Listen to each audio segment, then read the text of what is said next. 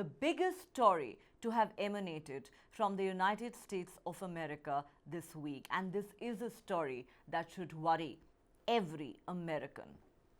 It's an issue that has plagued the United States of America for years now. But is America's gun epidemic now simply out of control? As the country celebrated its Independence Day on the 4th of July, the celebrations were marred by a rash of mass shootings. In the space of just a couple of days, there were 16 mass shootings across 13 American states that left 15 people dead and 94 others injured. President Joe Biden once again called for tighter gun controls following the deadly shootings. Biden said, over the last few days, our nation has once again endured a wave of tragic and senseless shootings in communities across America. As our nation celebrates Independence Day, we pray for the day when our communities will be free from gun violence. While Illinois is one of the few states to have successfully banned assault weapons and high-capacity magazines, President Biden said much more must be done across America to address the epidemic of gun violence that is tearing our communities apart. Of course, what happened during the Independence Day celebrations is just the tip of the iceberg. The statistics on gun violence in the US are simply staggering. As of mid-June, the US has seen the most mass killings and deaths up to that point in a single year. Now listen to this. More than 13,900 people have been killed in mass shootings so far in 2023. At least 13 of these were in schools, and we're just halfway through the year. In 2022, there were over 44,000 deaths resulting from gun violence in that country. In 2021, almost 49,000 people died from gun-related injuries in the United States. These include both gun murders and gun suicides. The gun deaths in the US climbed sharply during the COVID pandemic, increasing a whopping 45% between 2019 and 2021. Now compare this to the number of lives that have been lost on account of terrorism in other parts of the world. Pakistan lost over 850 of its people in various terror attacks in the first quarter of 2023. Last year in the same period, Pakistan witnessed 293 such deaths.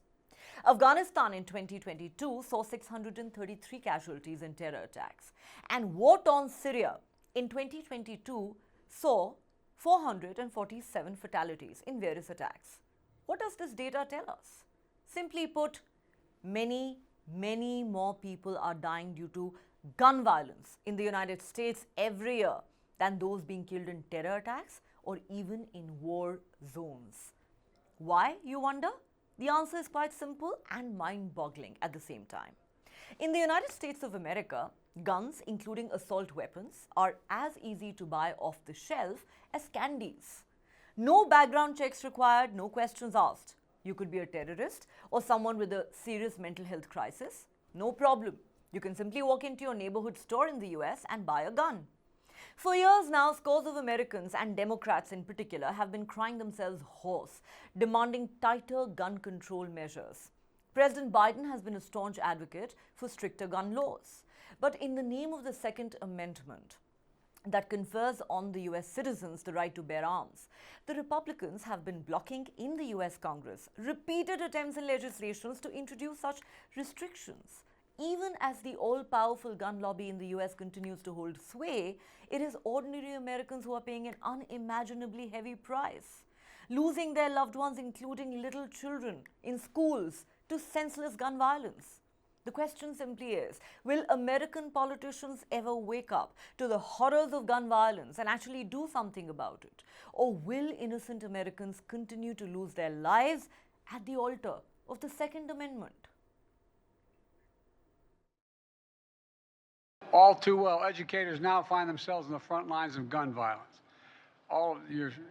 Some of your members talked about it, Jill talked about it. With your help, we passed the most significant bipartisan gun safety legislation in 30 years, but it's not nearly enough. Congress needs to step up, pass common sense gun safety laws to protect our kids and educators. And by the way, arming teachers is not the answer. Arming teachers is not the answer. Banning assault weapons and high-capacity magazines, extensive background checks, they're part of the answer. In a horrific incident on Monday night, we all know, a shooter murdered 5 people and likely would have harmed even more had the police not bravely and swiftly apprehended the subject. As a city, we all have endured these tragedies together while investing hundreds of millions of dollars to address the problem. I want the public to know there is no greater priority for our administration than to reduce violence and create safer communities and a more just city for everyone. And we know that investing in prevention and law enforcement has to be part of that solution. But make no mistake, the root of the problem is the proliferation of guns in our city and in our country. Guns are the common denominator in every single shooting. I know many of our residents are very concerned about news reports that we've heard, especially today, about violence in the district. We are also troubled by violent incidents that we've seen around the country, where violence and guns marred a holiday weekend. So we want to make sure that we are sending the clear message that our public safety apparatus and our team are working around the clock to keep district residents safe. And we want to make sure that we are using all of our tools to investigate these violent incidents and to hold the people responsible accountable. I don't understand how someone can just do that to my brother. Like,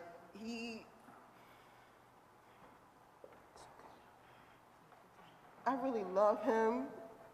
And the fact that you did this to us, like, for your own agenda, for your own reason, it's just really pissing me off.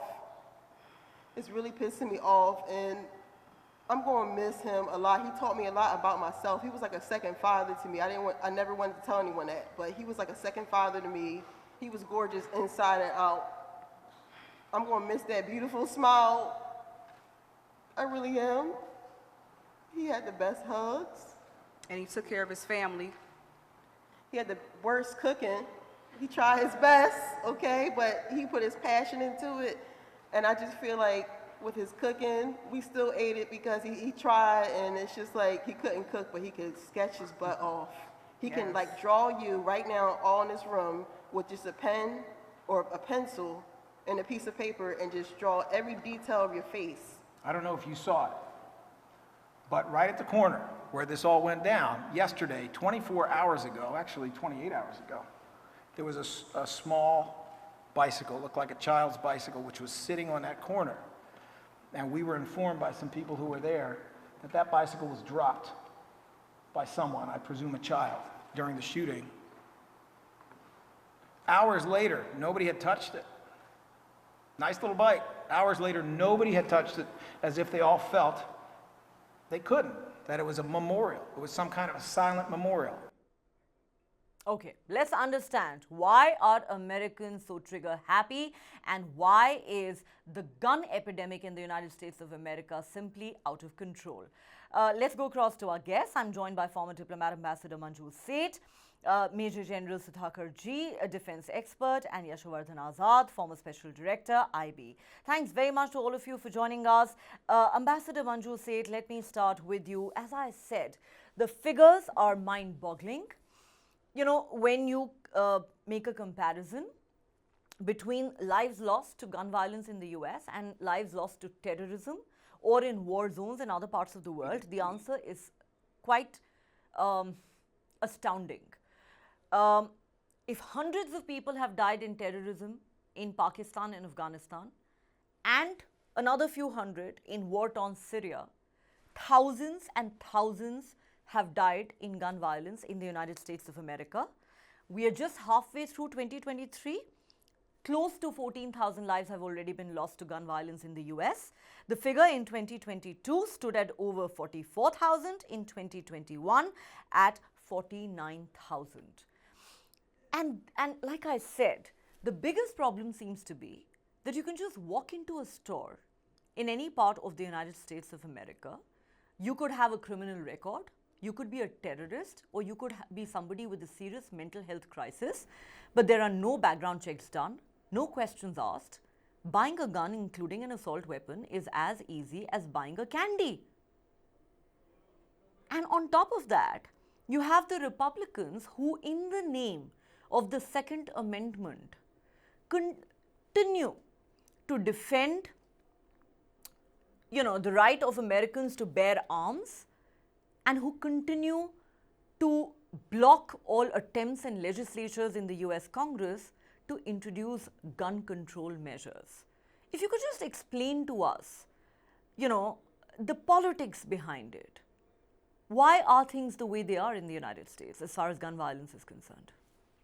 I think this has been it's a very unfortunate thing that is happening in the US, and your figures are quite astounding. I was not aware of these huge numbers. But the politics behind it is very obvious. You yourself mentioned that the Republicans have been blocking it, and I think it's been on their agenda that, it's a free country and everybody should be allowed under the Constitution it's permitted, and even the Supreme Court has given a ruling saying that it is a fundamental right of every citizen of the US to own a gun. And that is something which is, irrespective of the fact that so many people are dying, they don't wish to do anything about it. And I think there's also an element in their minds, I think, because of the gun lobbying and the other aspects of guns, and I think an element of discrimination, I should say, a feeling of discrimination amongst a certain section of the people. And so they think that we should be permitted to have these guns and use them as and when we want. And if you look at what has been happening in the US, every year, people who are, majority of them are sort of not even mentally stable, and they have access to these guns, and in schools, young children get, all upset. So everything, if you see, it is about, getting out of hand. The Republicans are not allowing it for various reasons. They have their, they say it's our, we have certain concerns, and we have our, constituency, so to speak, whom they say that it is required for their self-defense guns. And the Democrats, on the other hand, are looking at it as a humanitarian crisis, a humanitarian issue, and saying that this needs to be done. That guns need to be regulated, at least, if not outright banned. At least assault vehicles, not vehicles, assault ammunition and assault guns should be prevented completely from being openly available to all and sundry, and resulting in this kind of indiscriminate killings and anybody and everybody having access to them. I think it has led to a very sad situation in the in the US. In the UK, for instance, you can't have these. You can't buy guns as easily, and that's why we see that UK doesn't witness this kind of mass shootings and mass killings because there is some control. Whereas here in the US, we can see how it is, and it is very difficult to to understand why they are not. Yes, in self-defense, yes, you need to. If they feel that it's part of their constitution, their fundamental right, they can hold on to some. Guns, but not like this. There has to be background check. There has to be some controls. Otherwise, the situation will only get bad to worse. And I think both sides of the political, political divide or political lines. But unfortunately, the Republicans just don't seem to care. Thousands of American lives are being lost to gun violence every single year, and yet they will keep reminding you of the Second Amendment. They will keep reminding you of how Americans have the constitutional right to bear arms in self-defense. Spare a thought for those people who've lost loved ones in this senseless violence. And, those little children who've been brutally shot dead in their schools. Let me go across to Yashovardhan Azad at this point. Yashovardhan Azad, America is the most powerful country in the world. It has launched multiple wars on terror and invaded country after country. Yet they can't seem to protect their own citizens from gun violence. Hundreds of people dying in terror attacks, but thousands and thousands dying because of gun violence in the United States.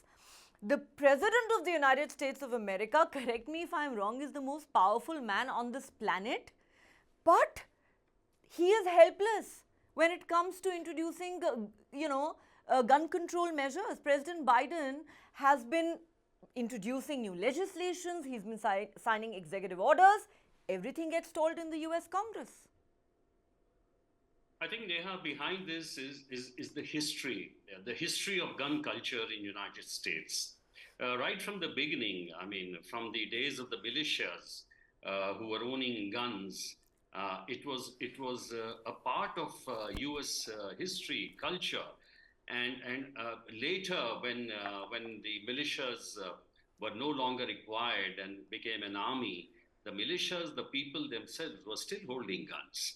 Now, today, the funniest part in the United States of America is that when you have these shootings in schools, instead of saying that you should put a ban on these use of firearms and not issue in licenses, there is an opinion to say that you should arm the teachers. And you can imagine what happens if you arm the teachers. There'll be virtually gun battle in schools when you have any madman coming with a gun. In fact, the president just now in his speech referred to it. My second point is, the Pew Research, which is very respectable here, has thrown up some very interesting findings. People in America say that we need to have guns for personal protection. And in the rural areas, the demand is more.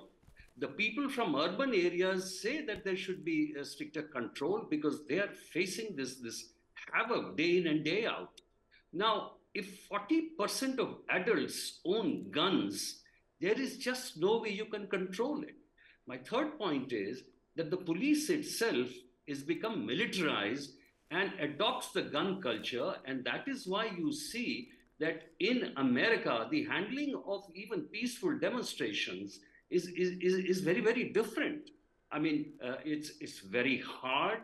You see the kind of violence which is perpetrated by the police against the blacks because they have not been oriented to a non-violent approach. And therefore, the gun culture today is pervading almost entire sections. Some of the statistics are frightening.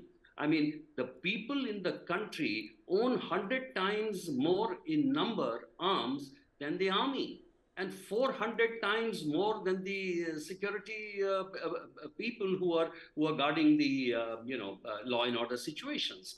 Therefore, I think US has a very difficult job at hand. Yes, the Second Amendment is there. The Republicans will keep enforcing the law. They are not interested in doing it.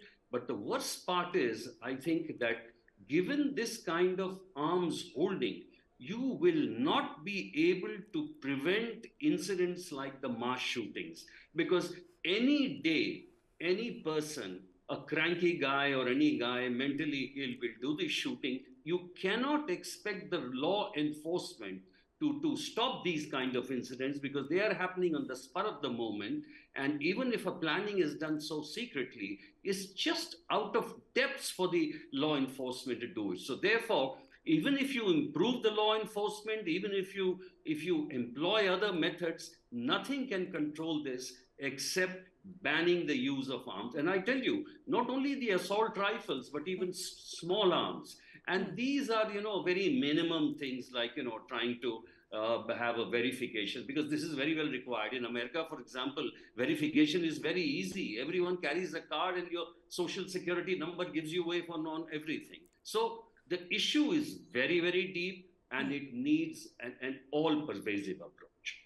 It certainly does, and the figures that you've shared with us, I must say, are indeed terrifying. If the ordinary citizens in the US own more weapons than the security apparatus, then, well, that sounds like a perfect recipe for disaster and chaos. Let me go across to Major General Sudhakarji. Sir, what do you think explains this? I mean, it is absolutely mind-boggling for us, watching this happen in the United States from the outside. Is it really the influence of the all-powerful gun lobby? Is it really about the Second Amendment, the right to self-defense and protection? Is it because the Republicans believe that this is a major political, a very sensitive political issue, for their core base, supporter base? And also, one wonders what makes Americans so trigger happy? Neha, good evening. Thank you for inviting me to your show. Firstly, compliments to News9 channel for having picked up a topic which is relevant to the existence of US as a superpower.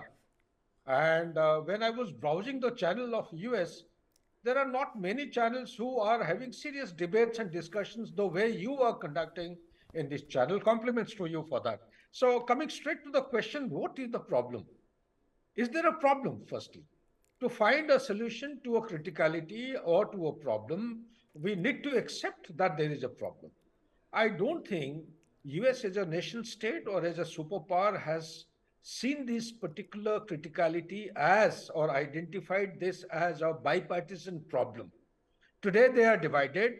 And a couple of months back, maybe a year and a half back, we were all talking about the US as a declining power. Look at the haphazard manner they withdrew in a hasty manner from Afghanistan, and often the terminology and the phraseology being prefixed to USA as a declining superpower. Why is it so? Because the house is burning.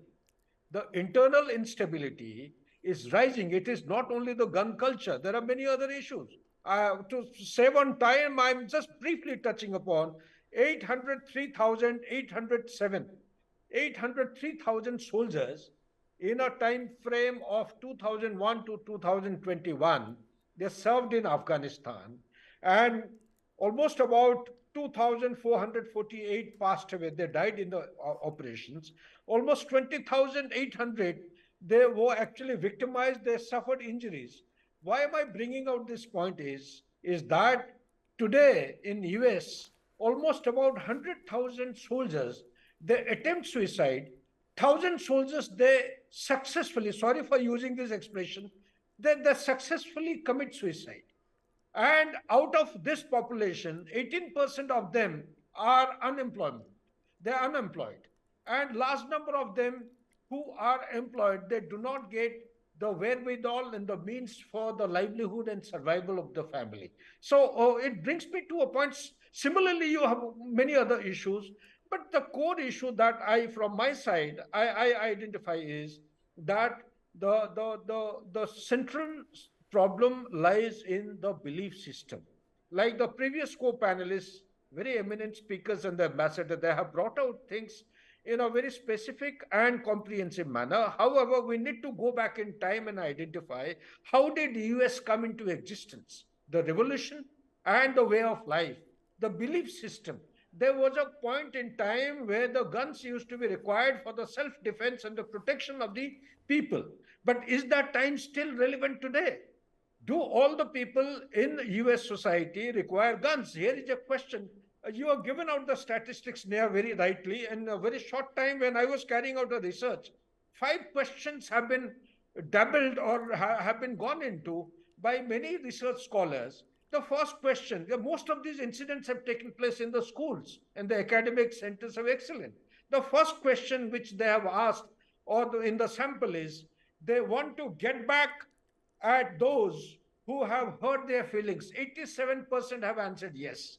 Second point which has stood out in the investigation or in the analysis is that other kids, they have a pick at them, they make fun and bully them. 86% of the respondents have replied yes. Third one is they don't value the life. The fourth one is they have been victims of physical abuse at home. That is about 61%. And the next one is they have mental problem. And the fifth one, there are almost about 25 such kind of factors. The fifth one, which has got highlighted by the agency, is that they have easy access to the guns. So out of all this, there are three issues which are getting highlighted. One is the belief system, which they have been practicing for ages. Number two, that's a way of life. Gun culture is a gun culture. Second thing is the social value system. I think it's about time that the superpower looks at India. I think they have taken India on the lap and tried to, develop a close relationship, because the value system of India is going to give them peace, harmony, and some kind of a semblance of orderliness in their family life. Last but not the least is the deep state which is existing in America, the gun lobby. The gun lobby is actually making the politics in US totally divided. Time has come wherein bipartisan decisions have to be taken. They have to sit back, think through, come out with some workable and implementable solutions. Otherwise, America as a nation state is heading for disaster. Back to you. Okay, interesting. Well, Americans seem to have adopted the ancient Indian practice of yoga for sure, but they're yet to practice the Gandhian principle of non-violence. But, we have to conclude this discussion with this one thought, with this one question. Will the American politicians wake up to the horrors of gun violence, or will Americans continue to lose their lives in senseless shootings? On that note, I'd like to thank our guests for joining us on the show. With that, it's a wrap. Thanks very much to the viewers for watching. Do join us again on a new edition of Global Lens again tomorrow.